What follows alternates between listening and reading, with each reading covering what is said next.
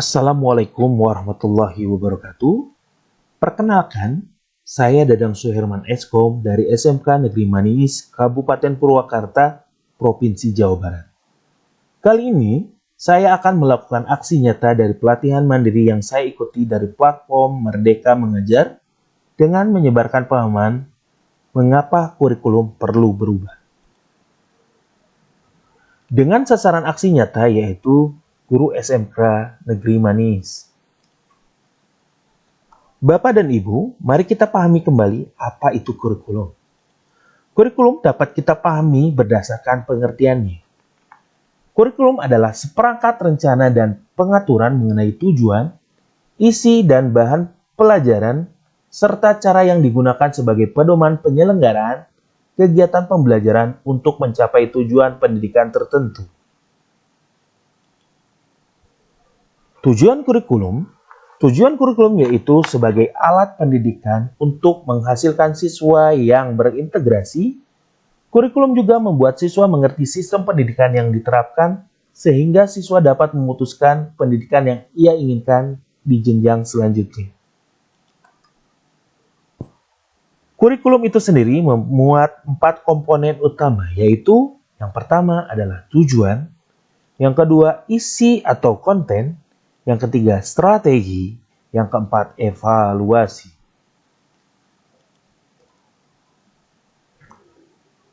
Perubahan kurikulum dari 2013 menjadi kurikulum merdeka bagi seorang guru tentu menjadi sebuah pertanyaan. Mengapa kurikulum perlu berubah? Pengaruh pembaharuan kurikulum sangat banyak penyebabnya. Dimulai pada tahun 2006 yaitu KTSP, kemudian berubah lagi menjadi KTSP 2013 dan pada saat ini menjadi Merdeka Belajar atau kurikulum Merdeka Belajar dan sering disebut juga kurikulum prototype. Adapun beberapa alasan mengapa kurikulum kita harus berubah.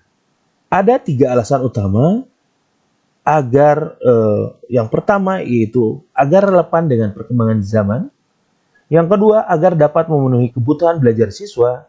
Yang ketiga agar dapat menyiapkan generasi masa depan yang visioner. Selain itu, saat ini ada beberapa isu baru atau kekinian yang menuntut satuan pendidikan menyiapkan kurikulum yang membantu murid atau peserta didik menghadapi dunianya, yang saat ini penuh dengan tantangan antara lain. Yang pertama adalah perubahan iklim global, teknologi digital, transformasi budaya, dan yang keempat adalah industri multinasional. Untuk menerapkan kurikulum merdeka tersebut diperlukan 3 pilar pendidikan. Siapakah 3 pilar pendidikan tersebut? Di antaranya adalah yang pertama orang tua, yang kedua sekolah, yang ketiga adalah masyarakat. 3 pilar pendidikan tersebut harus saling berkontribusi. Bapak dan Ibu, marilah kita perhatikan maksud pendidikan menurut Ki Hajar Dewantara, yaitu menuntun semua kodrat yang ada pada anak sehingga mereka mencapai keselamatan dan kebahagiaan yang setinggi-tingginya baik sebagai manusia maupun anggota masyarakat. Sebagai seorang guru, demi menuntun kodrat peserta didik kita, pembelajaran termasuk kurikulum yang kita selenggarakan haruslah disesuaikan dengan kebutuhan peserta didik.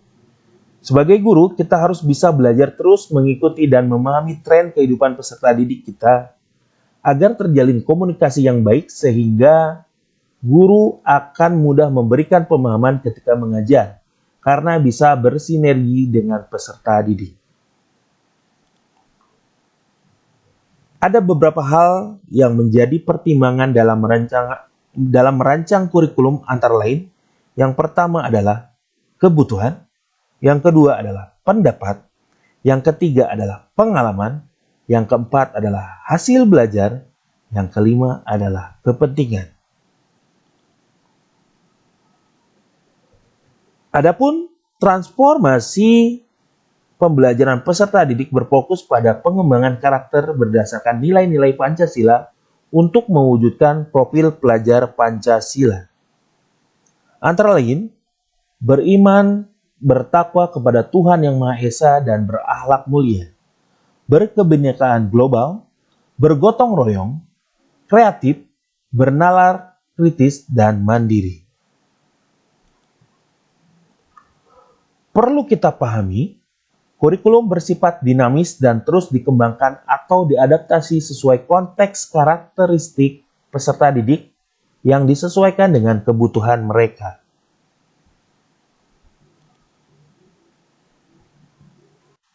Baiklah Bapak dan Ibu, terima kasih telah menyimak aksi nyata, menyebarkan pemahaman mengapa kurikulum harus berubah. Sampai bertemu di kesempatan berikutnya. Wabillahi taufiq wal hidayah. Wassalamualaikum warahmatullahi wabarakatuh.